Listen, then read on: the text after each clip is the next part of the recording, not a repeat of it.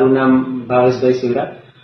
મને શરૂઆતમાં તો છે ને સંડાસના ભાગે થોડું ગુમડા જેવું થયું અને પછી એમાંથી લોહી છે નીકળવા માંડ્યા. એટલે મેં બાજુમાં ત્યાં ક્લિનિક હતી ત્યાં બતાવ્યું છે. ત્યાં 2 દિવસની દવા લીધી પણ બહુ સારું ન થયું. પછી હું અહીંયા સોલંકી હોસ્પિટલની અંદર આવ્યો તો ત્યાં બેનને મેં બતાવ્યું છે. પછી એમણે જોયું છે તો એમણે કીધું કે ભગંદર છે. પછી રિપોર્ટ કરાવ્યો અને એમ કે આમાં ઓપરેશન આવશે. એટલે મેં કીધું કાંઈ વાંધો નહીં. એટલે મેં પછી ઓપરેશન કરાવવાનું નક્કી કર્યું અને મેં ઓપરેશન પછી દિવાળી સમય દરમિયાન છે કરાવ્યું છે.